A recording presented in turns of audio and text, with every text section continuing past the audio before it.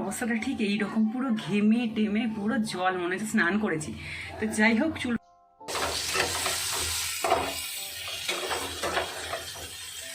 বেলা 12:30 বাজতে চলেছে, এখন আমি এক কাপ চা। গুড মর্নিং ফ্রেন্ডস, তোমরা সবাই, আশা করি সবাই খুব খুব খুব ভালো আছো। আমিও খুব ভালো আছি। সীমার লাইফস্টাইল চ্যানেলে তোমাদের সবাইকে আরও একবার ওয়েলকাম জানিয়ে আজকে হচ্ছে বৃহস্পতিবার, আর আজকে ব্লগটা এখন শুরু করছি 10:40 থেকে। আমি জাস্ট এই ঘুম থেকে উঠেছি, হয়তো আধা ঘন্টা হবে। চোখ দেখে বুঝতেই পারছো, মানে 10টার সময় ঘুম থেকে উঠেছি। অ্যাকচুয়ালি হয়েছে কি, গতকালকে এডিট করে মানে রেডি করতে করতে অনেক রাত হয়ে গেছে। তারপরে আর সকালবেলা ঘুম থেকে উঠে কোকো চেঁচামেচি করছিল, তারপরে আবার একটু ঢাকা চাপা দিয়ে শুয়েছি। ঘুম থেকে উঠতে প্রচুর লেট হয়ে গেছে। এখন 10:40 বাজে, আর ঝটপট করে কাজগুলো সারবো। ফ্রেশটা হয়ে নিয়েছি, মানে ব্রাশ ট্রাশ করে নিয়ে চাটা কিছুই দিইনি। এই ঘরে চাদরটাও চেঞ্জ করিনি, কারণ আজকে ভাবছি চাদরটা চেঞ্জ করা দরকার। আর এদিকে বাইরে ওয়েদার ভীষণ খারাপ। তো আজকে দেখছি অবশ্যই কিন্তু কমেন্ট সেকশনে কমেন্ট করে জানিও। তো চলো সারতে থাকি, তো চলো সাথে থাকো। আজকে আমার সকালবেলায় ঘুম থেকে উঠতে এতটাই লেট হয়ে গেছে। অ্যাকচুয়ালি ওই যে তোমাদেরকে বললাম না, যে সকালবেলায় ঘুম মানে রাতে ধরো অত রাত পর্যন্ত, 2 পর্যন্ত 2:30 পর্যন্ত এডিট করে ভয়েস দিয়েছি। তারপরে ধরো কিছুক্ষণ ঘুম আসছিল না। তারপর যাও ঘুম এসছে, সকালবেলায় ঘুম থেকে উঠেই কোকো নিচে নেমে গেছে, মানে ও তো ওপরে ঘুমোয়। আর ও নিচে নেমে এসে এবার এত চিল্লামিল্লি করছে না, ঘুম ভেঙে গেছে। আবার কিছুক্ষণ পরে জোরালোভাবে ঘুমটা হয়েছে, যার কারণে উঠতে দেরি হয়ে গেছে। তো একদিকে ভালো হয়েছে, ঘুমটা যদি মানে নিজের হয়তো ইচ্ছে করে হয়তো তোবেলায় ঘুম থেকে উঠতাম না, কিন্তু ঘুমটা যে কোনো কারণে হয়েছে, ভালো হয়েছে, নইলে খুব শরীরটা সারাদিন ম্যাচ করতো। তবে হ্যাঁ, কাজগুলো করতে দেরি হয়ে যাচ্ছে, কিন্তু কাজ নিয়েও আমার চাপ নেই, কাজ আমি ঝটাফট করে সেরে নেব। কিন্তু সকালে যে খাওয়ার তাড়াটা, সেটা তো আমার নেই, সেই জন্য আমার খুব একটা চিন্তা নেই। তো যাই হোক, কিন্তু কি বলতো, সকালে উঠলে কাজগুলো খুব তাড়াতাড়ি হয়। আর সকালবেলা কখনোই যে আমার খুব সকালবেলা ঘুম থেকে ওঠার অভ্যেস আছে সেটাও কিন্তু নয়, যে 5টায় 6টায় ঘুম থেকে ওঠা, এই অভ্যেসটা কিন্তু আমার বরাবরই কখনোই নেই। আমি 8টা 8:30 এরকম টাইমে ঘুম থেকে উঠি, তারপরে হয়তো কিছুক্ষণ বিছানায় থাকি, কখনো বিছানা থেকে নেমে যাই, কিন্তু আমি 8টা 8:30টার নিচে কিন্তু আমি ঘুম থেকে উঠি না। তবে আজকে আমার প্রায় 2 ঘন্টা মতো লেট হয়ে গেছে। তো যাই হোক, তারপরে ঘুম থেকে যখন উঠেছি, আর উঠে কয়েকটা জামা কাপড় রয়েছে, মানে আমারই 2-4টে নাইটি রয়েছে। ভেবেছিলাম যে আজকে মানে সকাল সকাল উঠবো, কয়েকটা জামা কাপড় কাচবো, এগুলো ভেবেছিলাম, কিন্তু সমস্ত প্ল্যান ভেস্তে গেছে। আগের দিনকে প্ল্যান করে গুছিয়ে রাখলে, হিসেব করে রাখলে কি পরের দিনকে সকালবেলা ঘুম থেকে উঠে লেজে গোবরে লাগে না, কাজগুলো খুবই তাড়াতাড়ি সুন্দরভাবে করে নেওয়া যায়। আর যদি হট করে মানে মুড হয়েছে কোনো কিছু কাজ করব, তখন কিন্তু অনেকটা সময় সাপেক্ষর ব্যাপার। আর সেই জন্য মানে আমি সবসময় আগে থেকে একটু হিসেব করে গুছিয়ে রাখি পরের দিনকে কোন কাজটা করব। তারপরে তো হ্যাঁ, কিছু কিছু কাজ তো হয়েই যায়, সেগুলো তো আলাদা ব্যাপার। তো তাই জন্য আর বেড কাভার ফিট কাভারগুলো কাচলাম না। না কেচে কী করলাম, আমি এখানে সার্ভে আমার 2-একটা নাইটি রয়েছিল, আর ছেলের একটা গেঞ্জি টেঞ্জি হাঁটা টুকটাক একটু ভিজিয়ে দিয়েছি।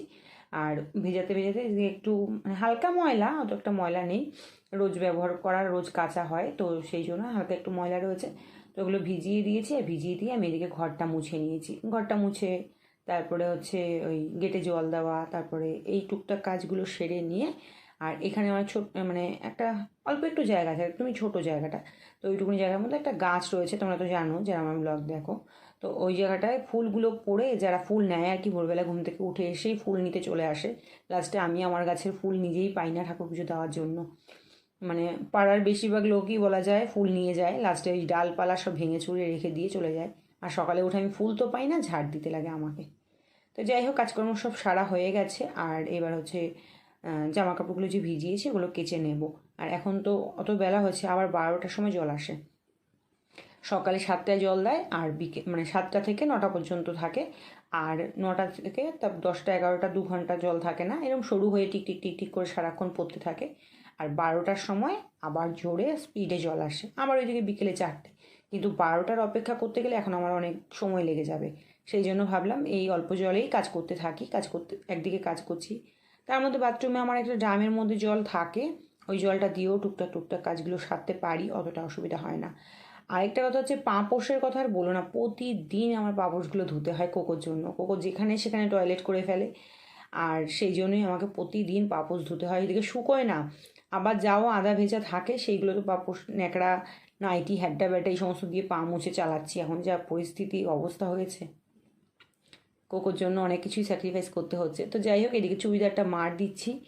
আর চুড়িদারটা ডাক্তারখানায় গেছিলাম, সেই চুড়িদার, তারপর হচ্ছে ওড়না টোড়না হ্যান্ডা ব্যাটা দুই একটা ছিল, তো ওড়নাটা ধুইনি, এদিকে চুড়িদারটা কেচে একটু মার দিয়ে দিয়েছি। জামা কাপড়গুলো একটু ছড়িয়ে নেব, আর পাপোশটা যদি জল ঝরে যায় তারপর আবার পরে ঘরে নেব।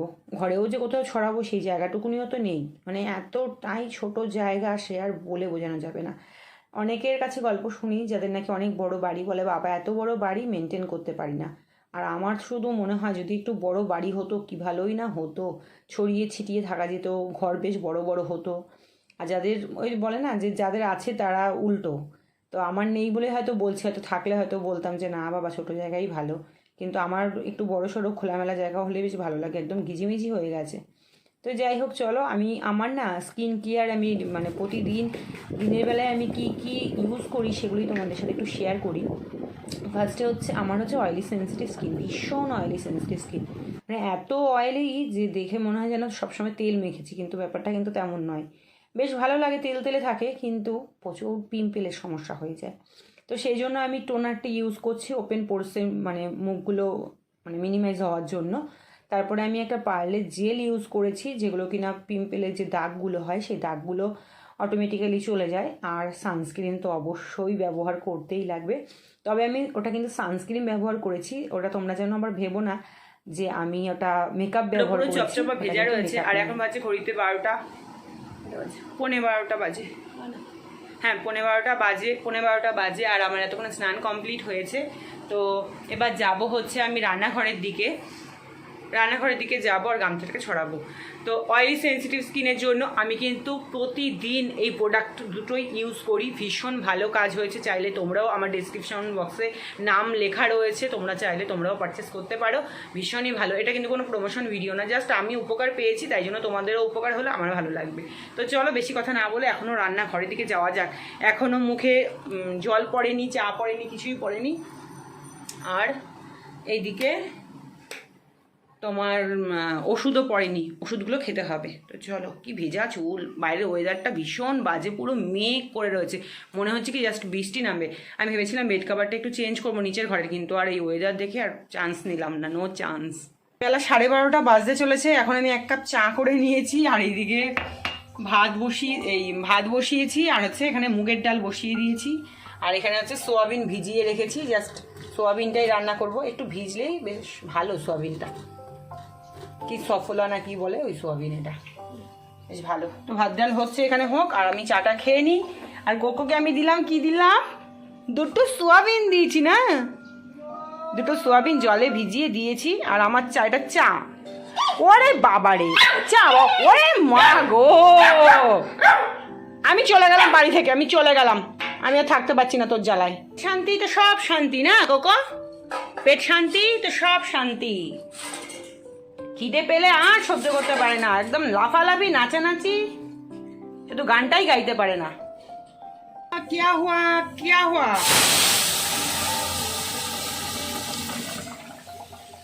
কোকো, ডাল ভাত খাবি আজকে? হ্যাঁ, গুঁড়ো মশলা দিয়ে আজকে হবে হচ্ছে আলু সোয়াবিনের তরকারি, আর একটু আদা বাটা ছিল, এই আদা বাটাটাকে সাথে দিয়ে দিলাম।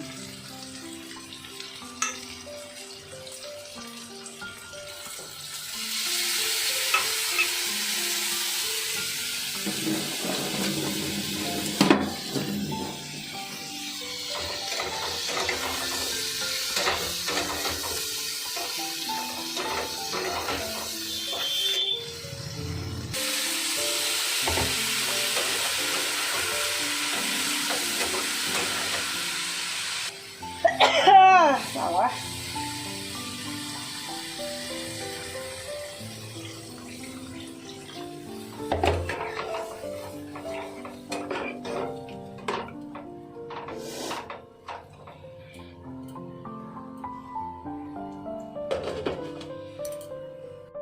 ছেঁকা খেয়েছিলাম, ঠিক এইভাবে মুছতে গিয়েই এই জায়গাটার মধ্যে ছেঁকা খেয়েছিলাম, আবার আজকেও মুছছি। আমার কোনো সত্যি মানে মানুষের একবার ওই শিক্ষা হয়, আমার বারবার হয়, তারপরে আমার শিক্ষা হয় না। অ্যাকচুয়ালি কী বলতো, রান্না করতে করতে না এই ধোয়া মজাটা হয়ে গেছে যেহেতু, সেই জন্য মনে হয় যেন পরিষ্কার করে নিই, ঝটাফট করে হয়ে যায়। আজকে বেশি কিছু রান্নাও হয়নি, এক তরকারি ভাত, এই হলো বিষয়। একটু কাজগুলো সারা হয়ে গেল।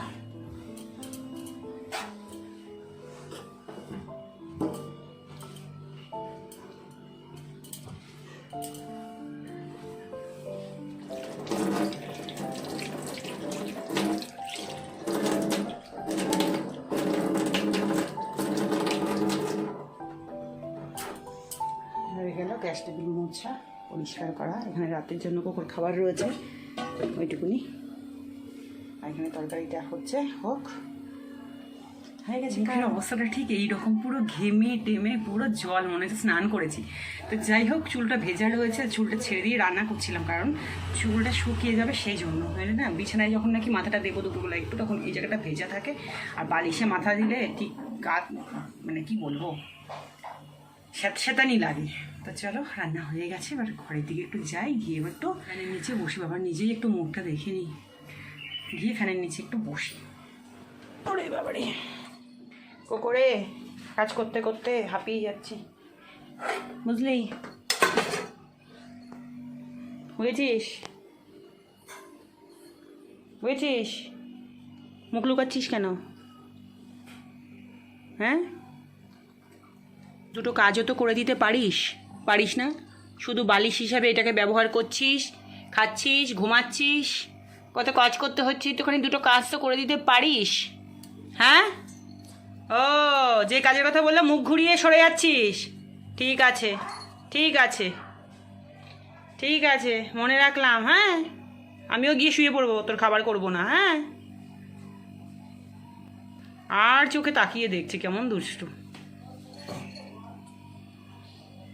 বললি বাবালে, বুঝেছিস কেমন লাগছে, একটু দেখানি। হাতাটা ঠিক আছে না বলি? আর আমি না এর থেকে বেশি বড় হাতাও পরতে ভালো লাগে না, আবার এর থেকে যদি ছোট হয় শর্ট হাতা, সেটাও পরতে ভালো লাগে না। হ্যাঁ, ঠিক আছে। পরে কি বাজে লাগছে? না, বোঝা যাচ্ছে দাম কম। বোঝা যাচ্ছে দাম কম।